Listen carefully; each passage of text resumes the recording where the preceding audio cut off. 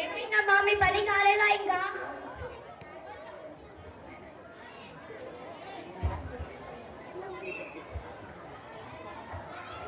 ఆగరాదు మామ, జరంతసేపు అయితే అయిపోతుందిలే. మీ బోనాలు రెడీ అయినాయా? జరంతసేపు అయితే అయిపోతుందిలే. దాదా దాదా, బోనం అంటే ఏమిటి దాదా? దాని లోపల ఏముంటుంది దాదా? బోనాల గురించి అయితే మీ అమ్మ చెప్తుంది. ఇక్కడికి రండి పిల్లలు, నేను చెప్తాను. పండుగ రోజు కొత్త కుండను తెచ్చి దాంట్లో బియ్యం పసుపు వేసి వండుతారు. అదే కాదు, దాంట్లో చింతపండు పులుసు, పచ్చిమిర్చి, ఉల్లిపాయ, పెరుగు వేసి పసుపు కుంకుమలతో వ్యాపారులతో అలంకరిస్తారు. కుండపై మట్టి మూతను పెట్టి నూనె పోసి దీపం వెలిగిస్తారు. దీన్నే బోనం అంటారు. అర్థమైందా పిల్లలు? సరే సరే, పదండి పదండి, గుడికి వెళ్దాం.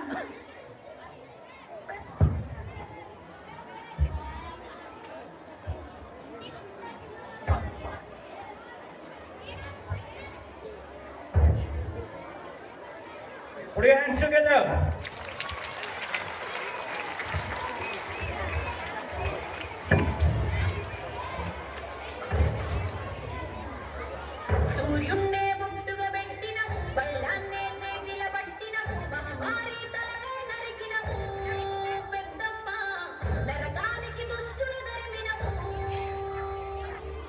కైలాసం వద్దని ఇడిసినవు, కలియుగమే మాకై వచ్చినవు, మా పిల్లల చల్లగా చూసినవు మాయమ్మ, ఉలిపై సంపారే చేసినవు ఓయమ్మ, అందుకే నీకు బోనాలెత్తుతాము.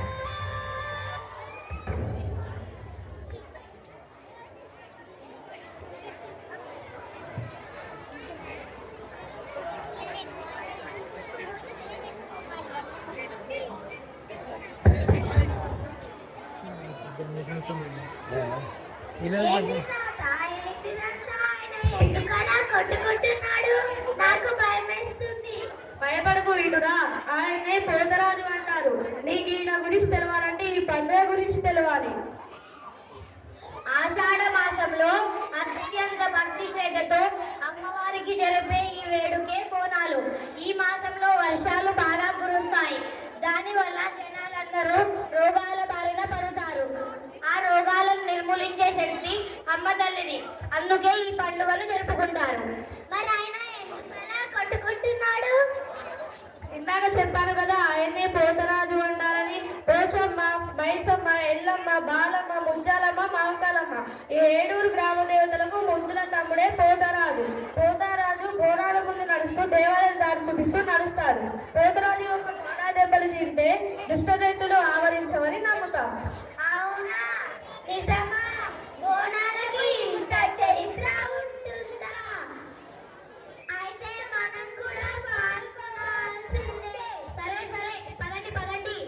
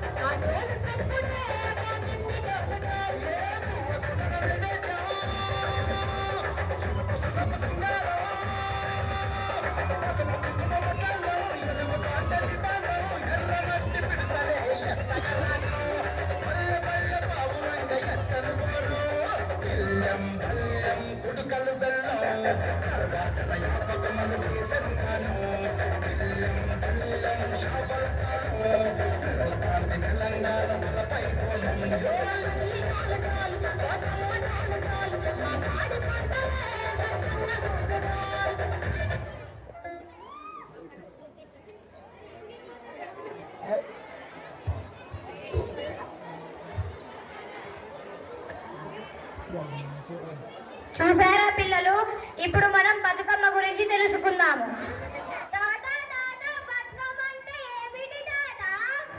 తెలంగాణ రాష్ట్ర సంస్కృతి సంప్రదాయాలకు ప్రతీక. ఆశ్వయుజ మాసం శుద్ధ పాడ్యమిలను మొదలుకొని ఈ పండుగను 9 రోజుల వరకు జరుపుకుంటారు. అందుకేనా మీ ఒక్క పాఠశాలలోనే కాదురా, ఈ తెలంగాణ రాష్ట్రమంతా అన్ని పాఠశాలకు 9 రోజులు సెలవులు ఇస్తారు. ఇప్పుడు మనం బతుకమ్మను చూద్దామా మరి? చూద్దాం తాత. సరే పదండి పదండి.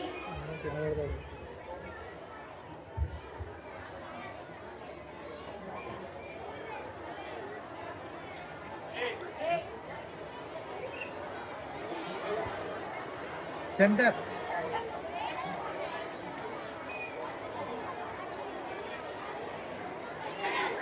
ये बने हैं